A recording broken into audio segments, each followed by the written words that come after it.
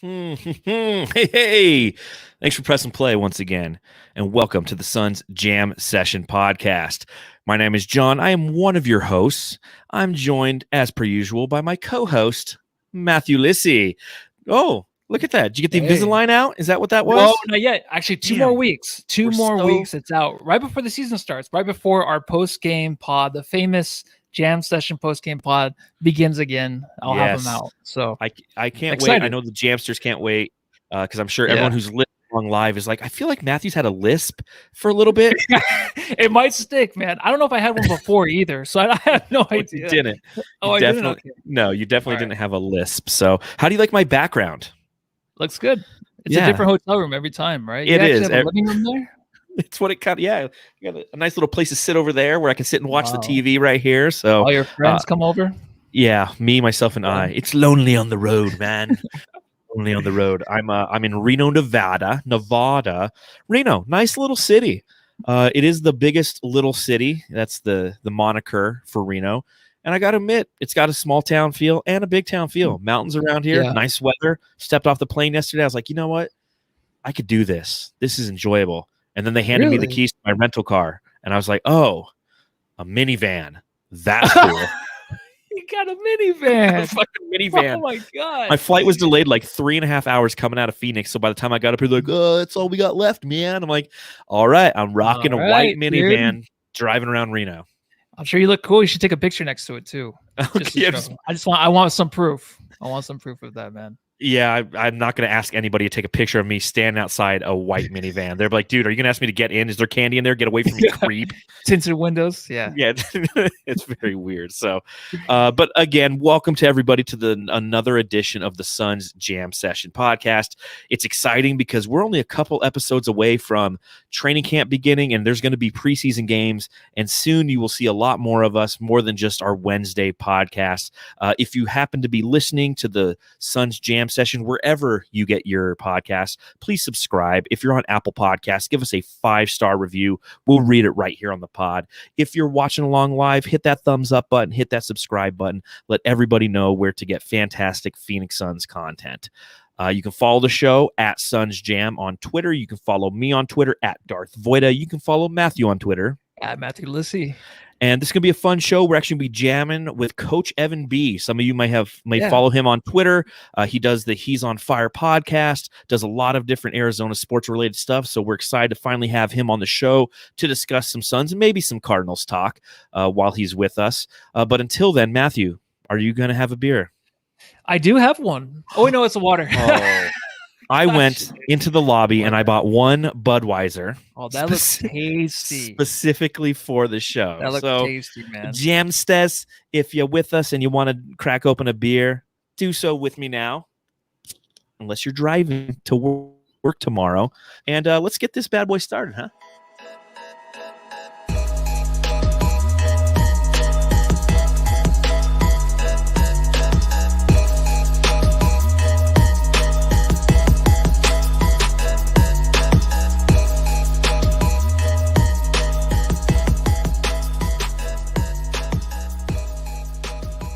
All right.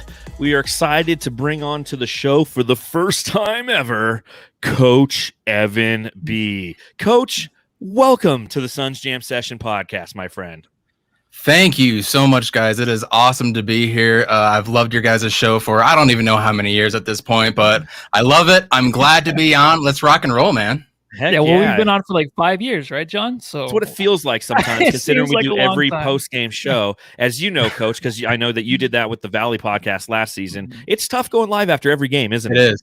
It absolutely is. So cheers on you guys. And I won't be doing that this year, maybe a couple big games, but the random Tuesday night showdown against Detroit, I probably will skip that one this year. But props on you guys. Yeah, it's fun. It's fun to do, but yeah, I mean those Tuesday Detroit games, you're just like, okay, let's talk about the pick and roll offense. Why did the Suns give up a big lead? And why did they lose that game? Why did they lose that game? Yeah. So, but as we welcome you, I know that you've started something recently, the He's on Fire podcast. Why don't you tell the Jamsters about what exactly that is and what your role is there? Yeah, absolutely. Creator of He's on Fire podcast. Yeah. Me, my host, Jay Joyce, my other co-host, Amit.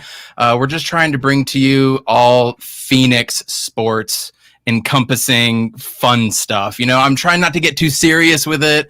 When we lose the NBA finals, I probably would have gone absolutely crazy, but we're just trying to create a really fun channel where we can talk all things Arizona State sports right now, and that's not too fun, unfortunately.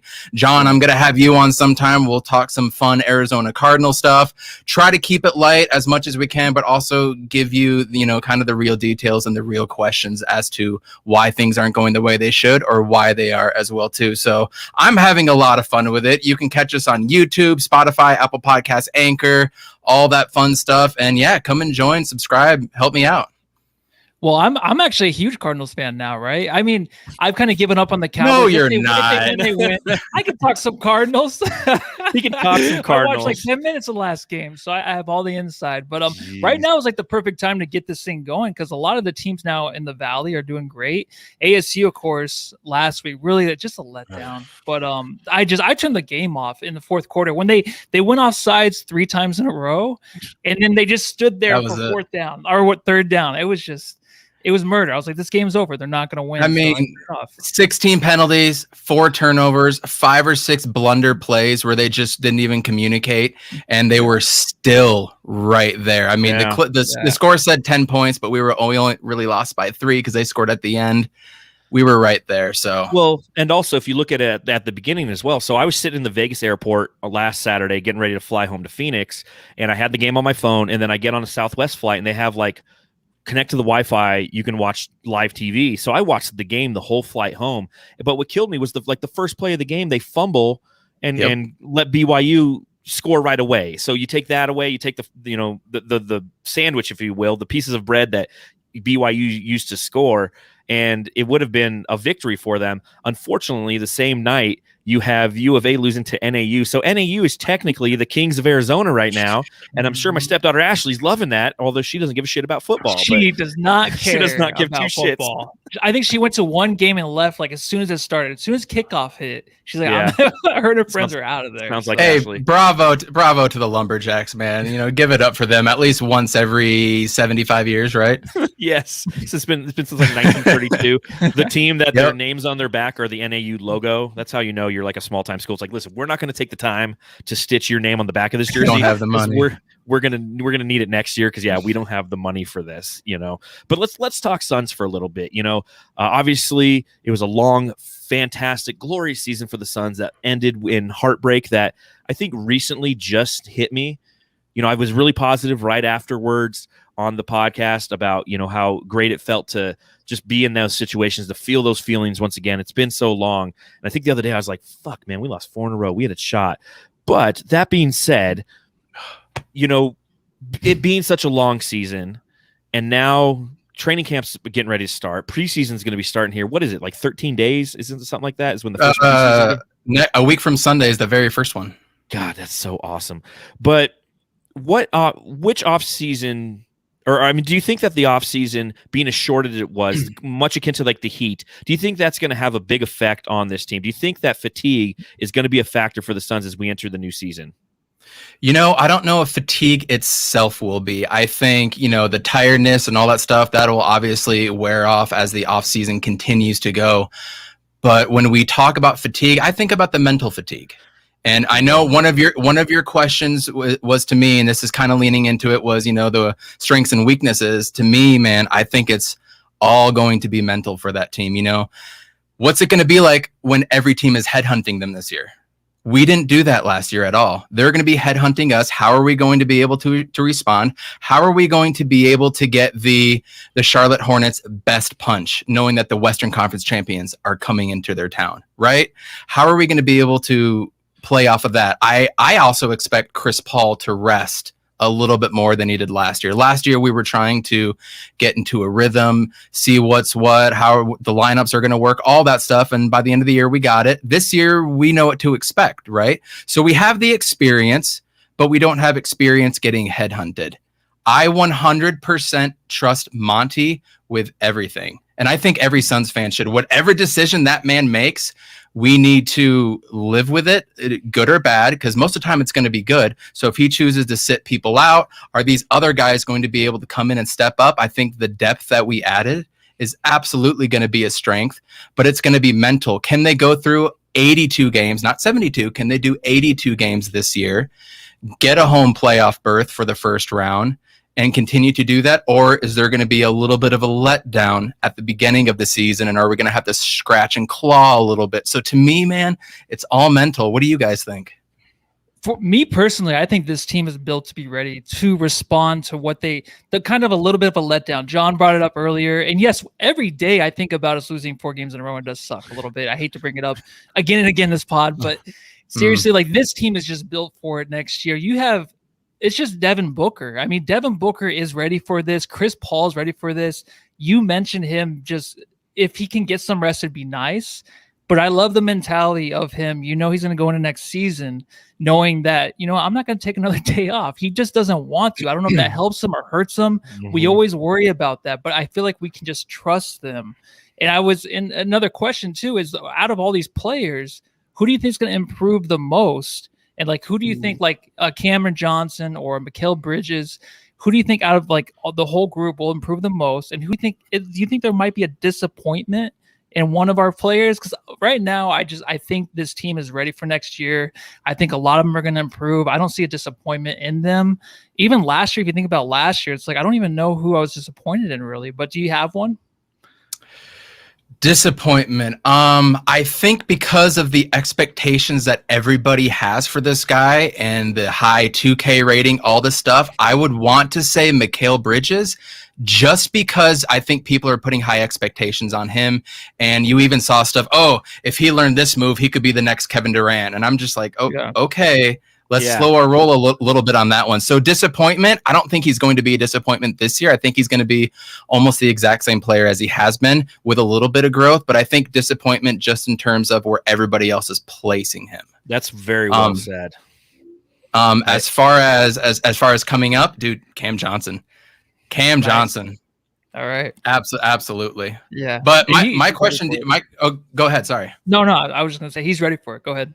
I agree. My question to you guys is, do you guys think that we are going to have a lot of growth going into next year? I mean, we were done, what was it, July, whatever it was that the season ended. Everybody took a break. You saw DA go home and do his thing. You saw a couple workout videos.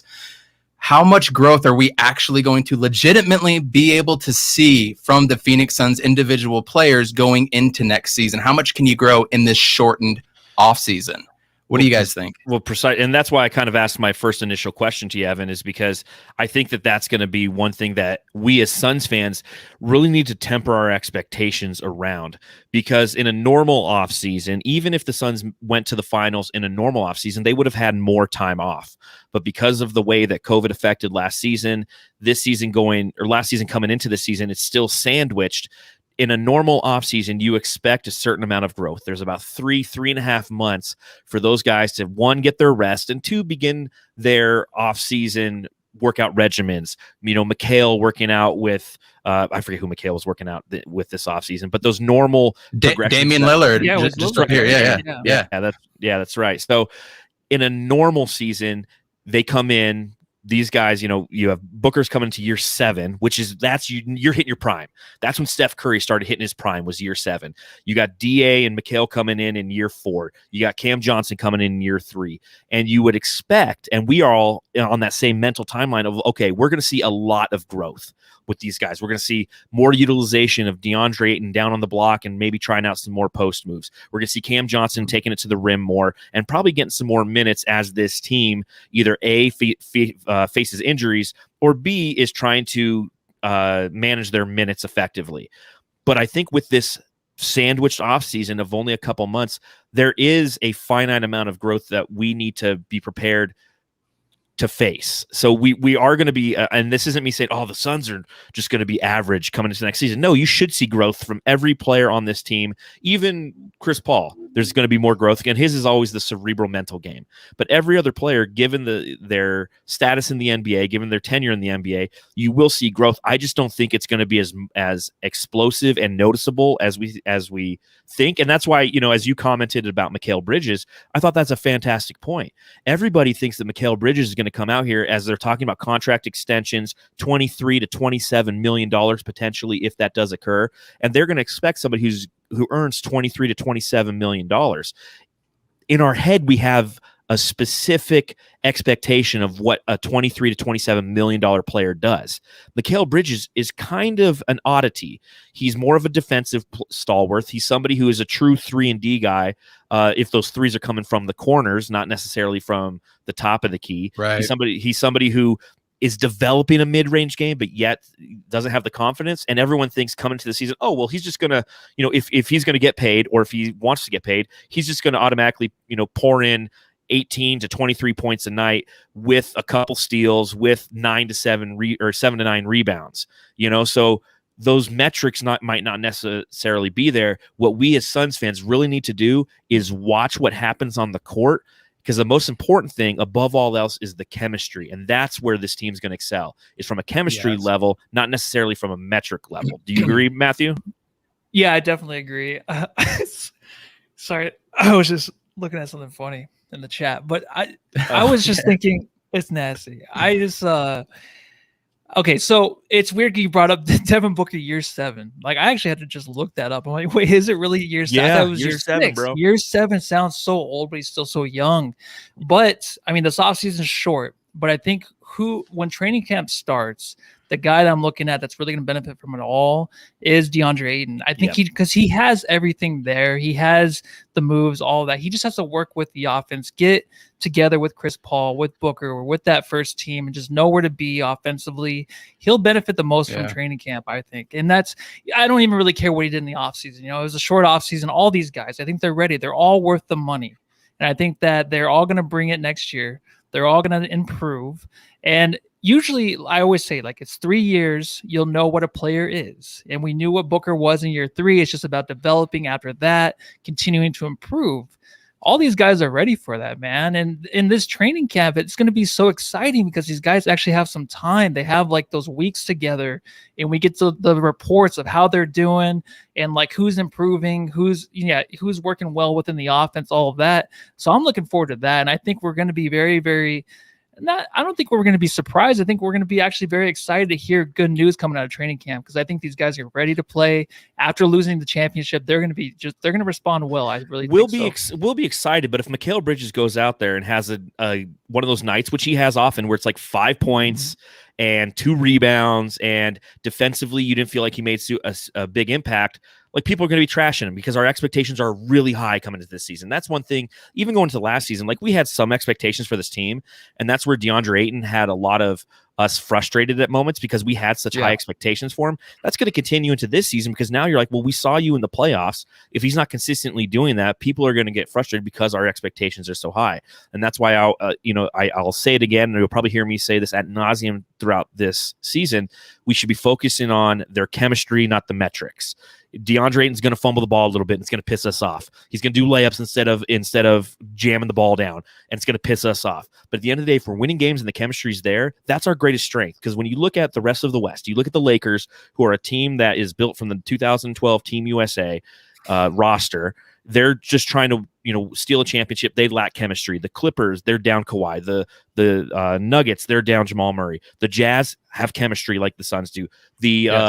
The Golden State Warriors, they're a team that has potential for chemistry. They have some chemistry, but they have a lot of new pieces since Klay Thompson has been absent. So there's a lot of different factors there. And the one thing that we have that trumps everybody, maybe outside of Utah, is that chemistry. So that's what we need to be focused on moving into this year.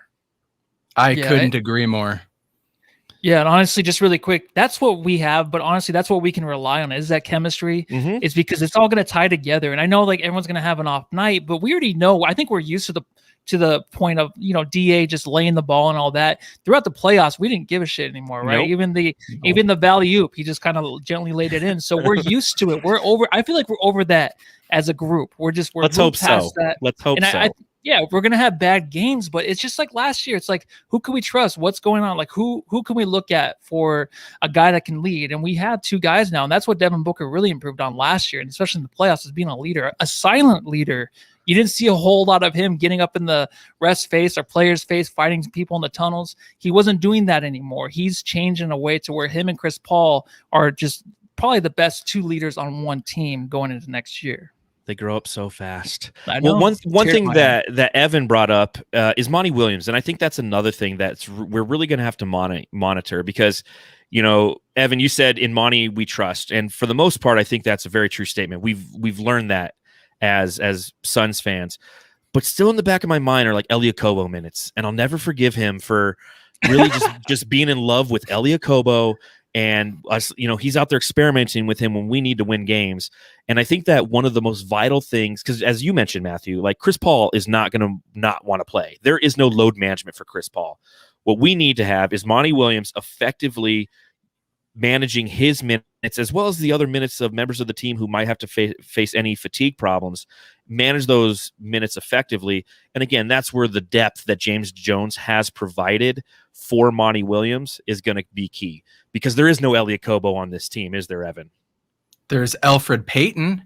He ain't Elie Okobo. He ain't Elie Okobo. I mean, I loved when Flex was on your guys' show and he put out, what do you say? He was going to have 4 or 5 games where he's going to score 30 plus points or something. Yeah. And he's going to lead us to victories. I mean, I can't wait to see a time where we'll have Book sit out or maybe Landry Shamet, and then we're going to have Elie Okobo. See, look what you got me going. I know. I'm sorry. You have Elfrid Payton and you have Cam Payne on one side and so much speed. I mean, those are the 2 fastest guys in the league outside of Ish Smith, maybe, so the depth is there. We have a lot of tools in our back pocket that we can pull out, and we are one of the best offensive and defensive teams. And to even one up your chemistry point, I go a step further and I say we have organic chemistry, which is a lot different. These are guys that truly like and care about each other. I mean, when Devin Booker and Ayton when Chris Paul was out, when they were going through the tunnel after they beat the Clippers in game 1 and he had COVID, and they're, on the phone with him and they're showing him to the fans. I mean, how many times do you see things like that?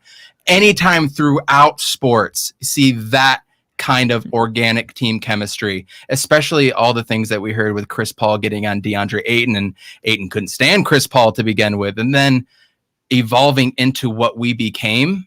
That is the ultimate X factor. And then you add in the 0.5 offense, which is very hard to stifle. And then you add in the fact that we actually play defense up and down the court every single possession. Those things, those intangibles make us the winning team. So going back to our original point, improving going into the season, it matters. I don't know if it matters as much as some people would think. And now we have rim protection coming in too, in the form of Sticks and JaVale McGee. Yeah, we added speed, we added defense, we added shooting in Landry Shamet.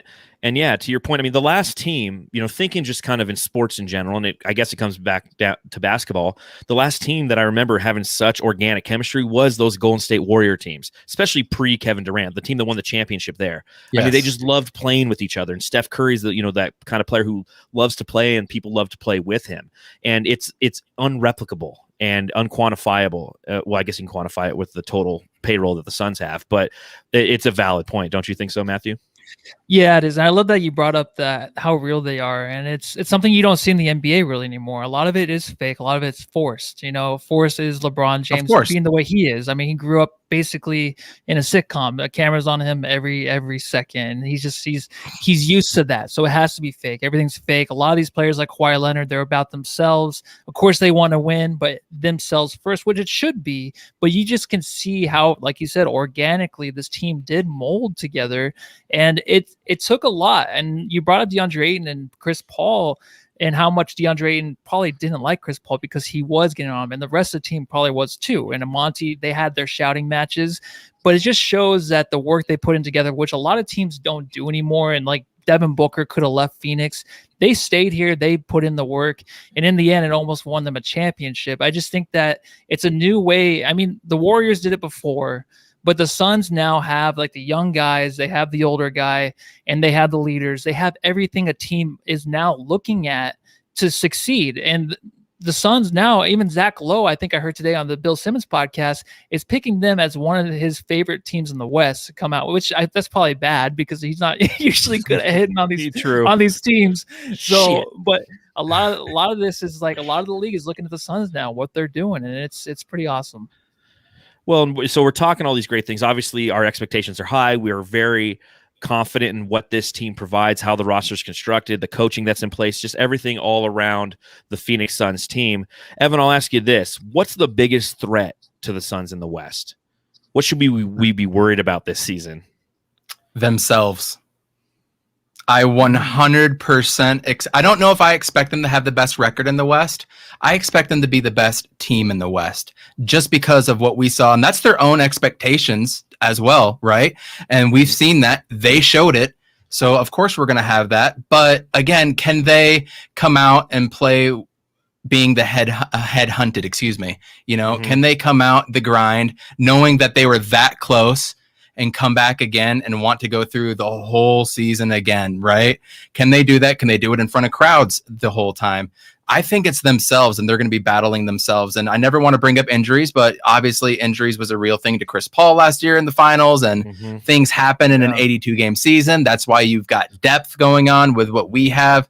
So can an Alfred Payton come in game 32 and play 6 or 7 straight games and then sit on the bench and then come back in game 48 and provide the same type of boost that we expect them to? I think it's going to be themselves, but that's where Monty comes in, you guys. Monty's got to be the one, the new Zen master. He's got to be the new Zen master, coming in, pressing the right buttons at the right time and scheming everything correctly, because the way he called games, it was very, very impressive leading up to game 3 of the NBA Finals. Everything that he did going into every game, I was shocked and amazed. He didn't make a lot of switches and change-ups in games until the second half or even fourth quarter of a lot of games during the season. No, dude, they changed that in the second quarter. They changed that in the first time out when things didn't happen. So a lot of it's going to be placed on Monty to get their heads right, and I think he can. But to me, that's the biggest thing. No, I think it's a valid point. And, I like Jason in the chat says, it comes down to Scott Foster. Yeah, it always does come down to Scott Foster, doesn't it? Jeez, man. Just let it Can go. we just not see that guy? Yeah. Matthew, what do you think? Biggest threat to the Suns? Scott Foster. What's up? Sorry. The biggest threat to the Suns in the West? I just say, what's up? Podcast. What's going on? No, I like that. I think the Lakers are, but I love that you picked the Suns themselves, because it could happen. It could be way more difficult than they thought.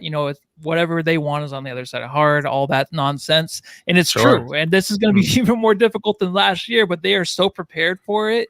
And that's what's going to be so fun to watch, is how they evolve into the next step. But definitely, I think it's the Lakers. Someone pointed out the Utah Jazz. The only team I think that the only two teams, the Clippers and Lakers again, if they were to win the championship, I wouldn't be surprised. So I usually go by that. If a team wins the championship, be like, oh wow, that came out of nowhere. That's like a Utah team. I'm not buying into that. But just the two LA teams again, I'm going to this year just like, I'm kind of nervous to play them at full strength. So, Coach, you live in Utah, right? Correct. I live literally 8 minutes from the arena. So what's it like being a Suns fan in Utah? It was great last year. Yeah, of course. Ask me about the 9 years prior, right? Yeah. What was that like? We were just the joke of the whole league, right? We were the NBDL team that shouldn't be in the NBA, and all of my Jazz friends are clowning on me left and right. Hey, you want to come over? We're going to have a party. Cool. What are you guys doing? Oh, we're watching the Jazz and Clippers in the playoffs. Yeah, you can kind of imagine. But, nobody believed in the Suns last year until, I kind of turned their heads and told them as to why. And once they started paying attention, they were like, yeah, because we play a brand of basketball that just makes things happen. We just happen to get stops. We just happen to get deflections and things went our way, right? So now I hate you guys. That's what it's like now. Now they hate us. But, pointing to some things in the chat about the Jazz, I still think that their brand of basketball is fraudulent. You put a little bit of body on them, you go 5 out like you saw the Clippers do, and you take out Rudy Gobert, and it's over. Yeah, they're That's all good you have to regular do to them. season. They're good in the regular season. In the playoffs, consistently, they've shown time and time again. And Portland's the same way. They're a good regular season team that doesn't know how to play defense. So come playoff time, they just get exposed and it's over. And it's the same thing with the Jazz. You know, as you mentioned, the 5-out, making Rudy actually defend away from the rim, and all of a sudden they're a very one-dimensional team. And I mean, that's what makes the Suns going into the season so great. They can beat you in so many different ways. It's with pace. They can beat you slow. They can beat you fast. They can beat you with defense. They can beat you with offense. They can beat you with depth. They can beat you with 3-point shooting. They can beat you at the rim. They can beat you at the free throw line. They can beat you in the mid-range. I mean, that's the Phoenix Keep Suns. going, John. Keep going, John. Yeah. I'm like, damn, just put that in a snippet somewhere. And like, that's how the Suns can beat you. Before we let you get out of here, Coach, because I know you got to record another podcast here pretty soon. Do you have any questions about that I can answer for you about the Arizona Cardinals? We talked a little ASU, but I'm a Cardinals fan, diehard. I was at the game on Sunday. Yeah, me too. I was there. Yeah. Man, I've got my excitement up here. I'm up here, but in the back of my mind, I still have Stockholm syndrome, and I'm thinking, yes. we're gonna finish the 6 wins, right? That's still my mentality until they prove me otherwise. Going into week 3 against the Jaguars, is this a trap game? Is this a trap game? 100%. 100%. Because after that, and Matthew can attest to this because I do the same thing for him for the Dallas Cowboys, is I graphically design on my phone the schedule for the Cardinals. So you can I like see that. Yeah. So after that, they have 2 division games. They're at the Rams, and then they play the 49ers. You have a team that is not playing well with Trevor Lawrence, who's throwing picks left and right. The Cardinals, they barely escaped, and I was literally probably like 70 feet from that field goal on Sunday. I saw your video from there on Twitter. Yeah. It was that was actually, my brother took the video. I couldn't stand. I just sat there and watched it. I thought he made it. I put my head down. I look up and I look towards the Cardinals bench, and everyone's going crazy. And then I grabbed my brother because he thought he missed it too. And we just started I was like, holy fucking shit, he made it. So you're coming off that emotional win. I was very, very disappointed with their defense. Now, granted, it's Dalvin Cook, but I could tell you what the Vikings were doing. Like, listen, they're going to run on first down, and then you're going to stuff them, and then on second down, they're going to run it again, and you're going to be in pass defense. They're going to get 10 yards every time. Now, granted, Jacksonville isn't a team that has a primary back. James Robinson's going to be their primary guy. Their blocking obviously isn't not an Urban Meyer guy, by the way. Urban Meyer did not like him, so yeah. Yeah, exactly. He brought in ETN, who got injured, so they'll try to run the ball a little bit. If the Cardinals can stuff the run a couple times and get them into passing situations, that's where they can have success. But they're going to Jacksonville. It's a classic trap game in every sense of the word. I will not bet this one. It's just Eastern time zone, 11 a.m., but it didn't matter against the Titans. And we're horrible against the zone run schemes, by the way, which is why we always lose to the Niners and we always lose to the Rams. And that's exactly what Minnesota did. So yes, I have 2 quick questions, and then I'll get out of your hair. Matthew, I would love to have you on when we play the Dallas Cowboys. I think it's week 15 or 16. Let's do it. I'd love to get you on. Of course, it's in Dallas. It's week 17. Oh, is it week 17? Do we have 18 weeks or 17 weeks now? I don't remember. 18. 18 weeks, so it's week 17. Yeah, that'll be the January 2nd. You will be. I trust Dak. I actually do like Dak. And then my only Suns question I wanted to ask you guys is, last year I heard nothing but on Jazz Radio that they were trying to get that number 1 seed. They wanted it. They were pushing for it. They wanted home court advantage throughout.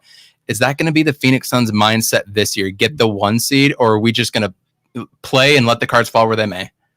Oh, I definitely think a top 4. Right now, I'm kind of feeling like the Suns are they're not good enough yet to just prepare for the playoffs, kind of take the season lightly. So they're going to definitely play hard. Top 4 for me. I think that they have the mentality that they want the 1 seed, because that's the mentality that the Suns had last year. You have Chris Paul running point for this team. He wants nothing but excellence at all time. He demands it of those around him, and he's going to have that same thing that he had last year. They could have taken some games off at the back end of the season. The Clippers were clearly tanking because they didn't want to take a shot at the Suns in that second round. So the Suns could have followed suit, but no, they kept running everybody out there until the last 2 games where they rested DA. They have that mentality of, listen, we're winning every game. And I'd rather have a team that focuses their energy that way than a team's like, yeah, we could take a couple games off so we get a better seeding. Because you know what? If you have that mentality, you have a mentality of somebody who's willing to give up at some point, and you never know mentally when that's going to affect you in the playoffs. I completely agree. Thank you so much for answering those. I really wanted your guys' opinion. You guys are great. I really enjoy your guys' podcast. I have a smaller backyard now, so I don't think I'll be doing as much yard work listening to you guys now this year coming up, but I can't wait to keep on listening and keep doing what you're doing, boys. Fantastic. Appreciate it, Coach. Again, tell everybody where they can listen to you, follow you, all that fun stuff. At Coach Evan B on Twitter, at He's on Fire Pod on Twitter, He's on Fire Podcast. Just Google it. It'll come up on Anchor, Google Playlist, Apple Podcast, Spotify, and YouTube. And we're going to go on live here in about 25 minutes, and we're going to talk some Arizona State football with Brad Denny from Speak of the Devils podcast and talk some Cardinal stuff. And we're going to get John on soon to talk Cardinals too. It'll be good times. Nice. I'm stuck in a hotel room with nothing to do, so I will be in the chat annoying people. So happy to do it. Thank you again, Evan, coming on. We really, really appreciate it. Go Suns. Hey, man. See you, man. Take care, brother. Thank you. Awesome having Evan on, man. It's just very cool, man. I told him before the pod, I was like, it's long overdue, you know? Yeah, no, for sure. He was doing some work with the Valley podcast before this, and I always enjoyed listening to his takes on that podcast and just, his insight. He's somebody who coaches basketball, so he understands, the X's and O's. And I think that, it's important as we watch basketball, as much as you and I like to, throw a little humor in there in our analyzations of the Phoenix Suns. We still understand, what basketball is, and having those conversations with Coach on Twitter, in our DMs and stuff. It's always been a good time. So he brought up like zone schemes and all of that. I mean, for football, but I'm like, yeah. I was like, he's right. I was like, what is going on? He's talking about the zone run. I'm like, damn, I knew that, and I just forgot to say that. So, I wish I knew that. Yeah. Oh no. Well, I mean, the Cowboys don't run it because that's your real team. Just accept it. Monday night, brother. Monday night. Oh, we do. Tony Pollard, man, look out! And I grabbed him in the big money league. I don't know how I got him. Yeah, I don't know either. Sorry. Well, I ended up picking up other people, but no one wants to hear about our fantasy. I know. So a couple things I want to talk about before we get out of here. Yep. A lot of people have talked about this on podcasts a month ago, but obviously we've had some time. We're doing the once a week. We've been doing the Jammin podcast with Sabrina Merchant, with Flex, and now with Coach. So we haven't had a time to talk about just some basic shit that's been going on. But I did want to bring up the Aztec jerseys just real quick. This came out last month. These were concept jerseys provided by the Phoenix Suns. I know every podcast has had their take on them. Matthew, what is your take on these jerseys? Initially, I kind of thought they looked like they were made of velvet, right? Like a velvet rope. Yeah. That's what they kind of look like, velvety. I do like them. I think they're very unique. The only thing is I like the black, but it's like, can you do the black and then the Black Valley jerseys too? I think so. And I think this team really loves the Black Valley jerseys, and they'll love this one as well. But how true is this one to being something that's for real? I think they just kind of threw it out there, right? To see the fans' reaction. It's not definite, right? Which is very smart, I feel. Like, I love that. More teams should do that. Amen. Like, how many times have we sat there and they'll release like the orange jersey, right? The Orange Crush jersey. And it comes out and you're like, it's okay. But and everyone lights it up on Twitter or on brightsideofthesun.com when we write the articles about those jerseys when they initially come out. And they give their feedback, good, bad, or indifferent. They give their feedback. And you're just kind of stuck with it. You're like, okay, well, here's my feedback. Not that it matters. And the Suns actually reached out to their fan base and they go, hey, this is something that we're thinking about. What do you think? And you got a lot of positive, you got a lot of negative. I wouldn't say a lot of negative. You got some negative. You got some people who analyze the fact that it has Aztec on it, and although they're doing their best to connect with the Hispanic culture that Phoenix abides and a lot of residents and a majority of the fan base come from, Aztec isn't really Mexican. It's more, it's southern Mexico kind of stuff, geographically speaking, but it is like the sun god, the logo on the front. But I just thought it was cool that they asked us what we thought. And I think it's a nice looking jersey. I think the one challenge I have with it is it looks almost, if you don't see the imprint in the back, it looks exactly like the alternates that we had 3 years ago when DeAndre Ayton was a rookie, or maybe it was when Josh Jackson was a rookie, except everything was orange instead of purple. I just wish there was a little bit more creativity with that, with how they put the Phoenix font, because everything else is fire. Like, I think it's badass. There's a little orange Suns logo on it, so it does give it a little orange pop. But again, I think the thing to take away from this isn't necessarily like the design. It's the fact that the Suns are willing to put it out there for their fan base to see what they think we think of it. So I like it. I like today, it overall. Man, because so many people, a lot of people live on Twitter, right? Everyone gets roasted for anything they do. It doesn't matter what it is. Anything you do, you're going to get roasted. But the best way to put it out there, and you can draw up some designs. You don't have to start making them or anything, right? You just drop some designs before the season starts.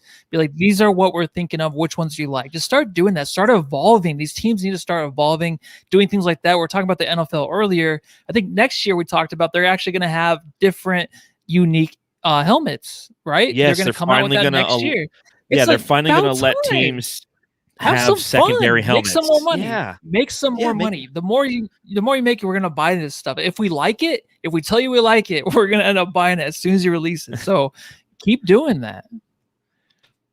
Yeah, well, it's like kind of like what Blaze Megatron says in the chat. One of our elite jamsters. So a reminder to everybody: if you want to be an elite jamster, go ahead and click that join button here on YouTube or follow the link in the description. It says I kind of like them, but I will have to wait endlessly on waiting to get on a waiting list to get Valley jerseys. And that's the challenge that I was thinking about it, and I wrote something on Bright Side of the Sun about this. I think one of the reasons why, one, the Valley jerseys were fire, but two, you have to look at like how big the greater Phoenix area is alone, and then how far this fan base extends. And that's the reason why they didn't have a barometer on how many Valley jerseys to make, because the Suns have been shit for a long time. And the last time the Suns were good, the Valley, has grown probably about 25% since then. So you take the local market combined with the accessibility of the Phoenix Suns in foreign markets and just any market outside of the greater Phoenix area, people wanted to buy that stuff. Like, they didn't know. They're like, oh shit, we can't even get material right now. And then of course you couple the pandemic and how bad it's been across the board trying to get supplies in any industry. I know my industry, the food and beverage industry, has been, just pumped by the fact that supply chains are still trying to recover. And, Valley jerseys are part of that, I think. Yeah, and honestly, for me, it's what I'm watching on the court. I like the dudes that look good. I like watching the Cardinals. I am actually a fan of them, right? I'm a little bit of a fan. I like to watch them. I don't like what they wear. All right, I don't like any of their jerseys. No, me neither. These teams got to look good. I know it takes forever to get your own jersey to wear. That's fine. As long as these players look good. I didn't want the Suns to wear those orange jerseys as much as they did last year in the playoffs. I just don't think it looks good. I'm really high on that. The uniforms. I think these players are into it too, right? They like to look good on the court and they like to play good in it. I think it helps them win. I think it really does. And I think if they get another unique kind of uniform, it's going to boost up those that winning percentage a little bit. Well, I just think that it goes back, and this is probably a little too old for you. Probably not. You probably remember this guy, Deion Sanders, man. Deion Sanders changed the game. Oh yeah, look good. Deion Sanders, yes, look good, play good, look good, feel good, play good. And there you go. That's exactly how the modern player is. And even growing up as a kid, like if you went up, if you were playing baseball and you had batting gloves, and then you had like the one wristband on one arm or something, or you wore wristbands like Derek Jeter did, or whoever your favorite player was. Growing up, mine was Ricky Henderson as a kid. I loved Ricky Henderson, and he used to have double wristband, a wristband on each side. And I used to always wear that playing. You just, look good, feel good, play good. And, when it comes to jerseys and things of that nature, again, I think that I feel bad for Blaze Megatron. He's in Australia, so unfortunately he can't get it. Maybe we'll have to hit us up on Twitter. If we get a jersey, we can ship it to you. Just for being a loyal listener to the show. I'm dead serious on that. Hit me up on Twitter when it comes to that. I do want to go into this segment real quick. Thoughts. Brains. So this is where we talk about things around the NBA that aren't necessarily don't directly affect the Suns, but could potentially. Blaze Megatron, my generation was the Iverson arm sleeve. Agree with that. Yeah, look good, feel good, play good. Yes. But I did want to bring up the news that came up earlier this season, this week, relative to Ben Simmons. So Ben Simmons officially made the announcement that he will not report to training camp with the Philadelphia 76ers, nor will he ever wear that jersey again in a game. This guy's got 4 years, $100+ million left on his contract, and he's saying, "No mas, I'm gone." Thoughts, Matthew? Well, any player can do this unless you're Kevin Love. So if you want out, you can get out. It doesn't matter what situation you're in. But for Ben Simmons, he was going to be traded mid-season, right? They were going to get rid of him. And they were talking about him in the Harden trade. The season. It was basically before the season because Harden wasn't even going to show up really for Houston. I just think he has the right of way here, and I think he's really gotten torched online. But there's two sides to it, of course. So whatever this team is seeing from him, his productivity, what he's doing behind the scenes to get ready for the season, they know that there's a reason why they want to trade them. So they have the reasoning, and then Ben Simmons has his reasoning. I think he's the best player that he can be right now, and he just needs to be in a situation that can help him win, and he could be the star of that team. He thinks probably right now too, a team needs to believe in him to be that guy. And I love Ben Simmons. I think what he brings to the game is great. He's an all-around best defensive player in the league. He can be. He can win that award if he wants. I think at the guard position, yes, not in the league. Yeah. But he was so close last year to winning it, though. He played out of his mind on defense. Of course, some games, a night off, but he was there, and he can't shoot the ball. Okay, we get it. He can't shoot the ball. Who cares? So then when they lose a playoff game, we're talking about, oh, he couldn't make the shots. He was passing up and all that. Well, that's the player he is, and I know he passed up on layups on that. That's a player he is. Either you're going to support him and you're going to tell this guy, hey, we believe in you. Next year we'll work on things, all this. But then maybe he just doesn't want to. And I think that's what they're seeing in him, that he doesn't want to, that he is a player who he is. So they're trying to move on from him. So I don't understand why it matters. If Ben Simmons wants out, they're going to trade him anyways. So we can't put the pressure on him and be like, hey, Ben, like, step it up, go play for your team. No, they wanted to trade him. It was everywhere. So he has the right to go somewhere else. Well, see, this is where I'll go. You zigging, I'm zagging. Yeah, you want him to live up to the contract that he said, and you want him to live up to the expectations, and you want him to put in the work. And yeah, he might not be the player that you want him to be, but he's still a member of the team who wants to contribute. And again, this is where the player empowerment era and the ego of the player can sometimes hurt the overall team. Because guess what? The reason they were trying to trade him last year is twofold. One, James Harden's a better player. Okay, he's won an MVP. He's a multiple scoring champion. Okay. So yeah, you're going to try to trade for that person. And at the same time, you got one guy on the team who you could trade his contract to make the money work. And guess who that is? It's Ben Simmons. Good, bad, or indifferent. It's Ben Simmons. So in my opinion is Ben, and again, this is purely conjecture. This isn't like personal, like, I think he needs to sack the fuck up and, just play the games. I don't want to sound like the old guy in the corner, but at the same time, if I'm a fan of the 76ers, that's my frustration. My frustration is like, listen, if you are going to allow a trade rumor to affect how you perform and or your commitment to this organization, you need to get over yourself and you need to leave. I don't want you here. And I feel like that's kind of one where the 76ers were at. And two, that's when the back and forth started. When they interviewed Doc Rivers at the end of the season, they said, do you think that he's the starting point guard on a championship caliber team? And he said, I don't know the answer to that question. He didn't instill the confidence in Ben Simmons to where Ben Simmons is like, yeah, I want to go ahead and come back. And I get that. I can see both sides of it. But at the same time, there's so much time left on the contract. There's so much money left on the contract. And Ben's going to do what's best for him, and I get that. And it's going to hurt the 76ers because his value has now drastically dropped for the same reasons that Eric Bledsoe and Markieff Morris and all the reasons that their value dropped is once it was apparent that they didn't want to be here, and they're literally tweeting it out, their value plummets because now that's a distressed asset. And that asset is now easier to obtain and you don't have to give up as much. And I'm not saying, well, the team should have complete and utter control in this situation, but you signed a deal. This team took a chance with you, is providing you with compensation for services rendered. You're refusing to provide those services, and now they can't even get a proper return on you. I just think it always sucks from the team standpoint. And I know the player empowerment era, everybody wants to be an individual, this, that, and the other. But from a team standpoint, you're the one who has to put the money up for people. They're going to earn it, but you're the one who has to provide that. It sucks for the team. And again, if I'm a fan of the 76ers, I'm frustrated, and I kind of am. Like, the 76ers have been my Eastern Conference team for a few years. They're the most Eastern Conference. They're a team that mirrored the Suns for quite some time. And when they started the process, it gave me hope as a Sun. I'm like, oh my God, we can get out of this shithole that we're in.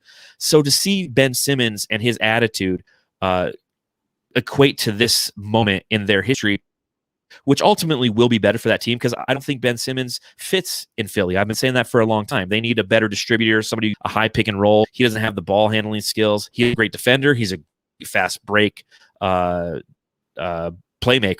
and he's somebody who can dunk the ball.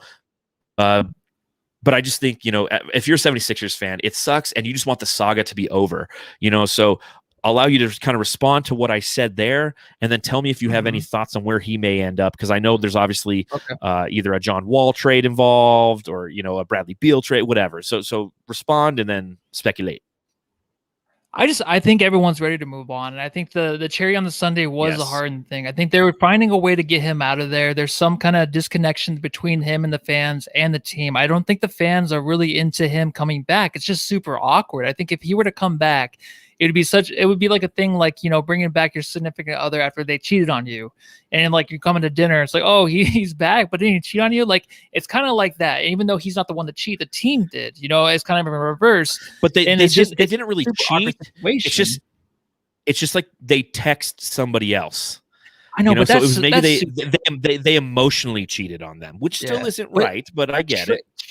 Trades have never gotten out that specific ever, I feel like, to where it's like player for player and then it barely falls through. You know what I mean? That player, after going what he's gone through with Philadelphia, especially losing the way they did to Toronto, they're so close to being a contender. I feel like he thought that they were. And then the trade thing, it's too much on him, man. And I think that the fans are ready to move on. I think they're ready to move on. I think Ben Simmons is a top 20 player for sure. I think you can build around him somewhere else. Where will he go? Probably Phoenix. No, I'm just joking. This is the difficult part. It's going to be some weird team. All right. But the only thing I could think of is like, what if he ends up like in New Orleans or something like that? But I don't know what you're going to get back from New Orleans. Maybe Brandon Ingram. Who knows? You need something. You could potentially do Ingram. But he's also huge too. I would like that because but I mean, he's running point then. Although he's not, your prototypical point guard. Yeah, I know. I don't know, man. It's a very strange situation. I think it's the first it's kind of ever been like this, unless there's something back in the 70s, 80s or something I don't know about. But it's just super awkward right now, especially the way the world is right now, to where you can just everything's so microscopic. You can just see everything going down.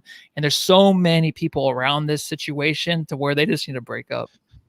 Yeah, no, well, that's what's happening. I mean, Ben Simmons is forcing his hand in that situation, which ultimately I think is the right move at this point, because it's gotten too toxic. It's just, again, it's unfortunate to see, and I think of being a Suns fan and what that would be like if at some point we thought of trading, or rumors got out that we're thinking of trading Mikal Bridges if he was making, if we extend him this year to $100 million contract over 4 years, and then there was a rumor that we were thinking about trading him for somebody who's essentially a better player, and that's what happened.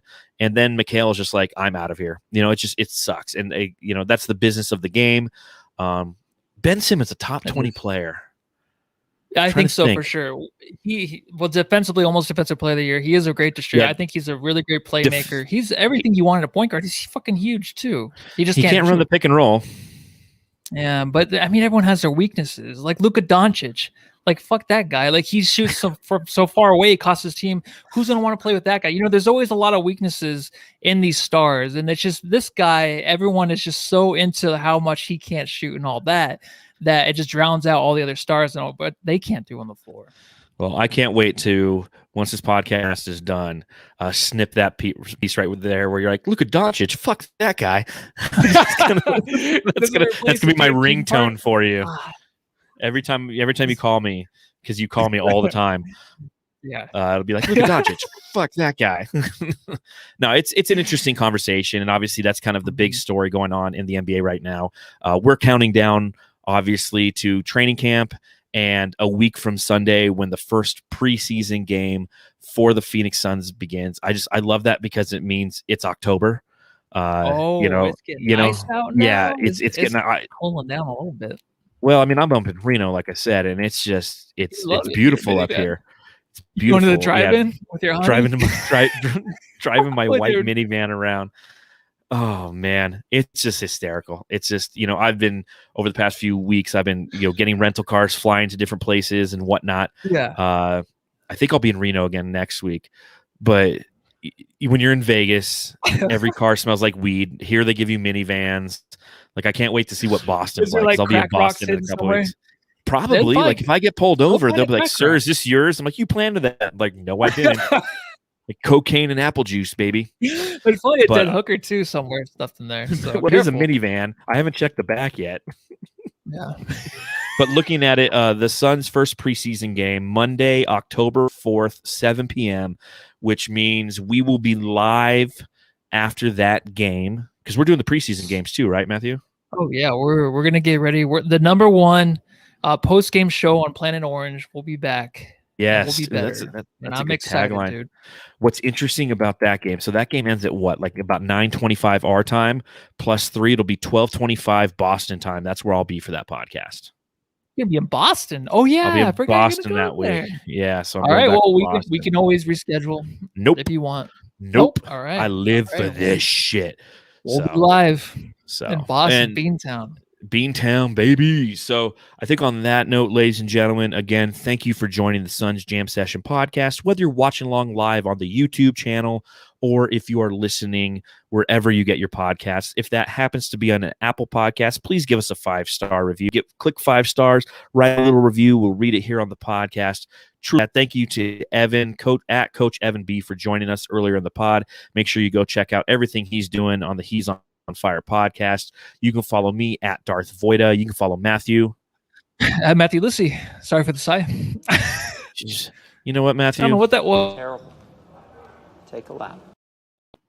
Take a lap after that sigh. You knew it was coming. You knew it was coming. No, it was an accident. And make sure you Sorry. follow the show at Suns Jam on Twitter. We like to throw questions out there. You can answer them.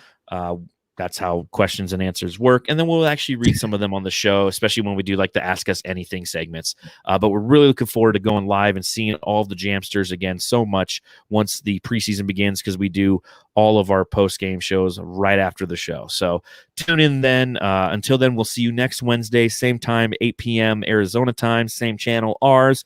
Until then, have a good night. Stay classy, Reno.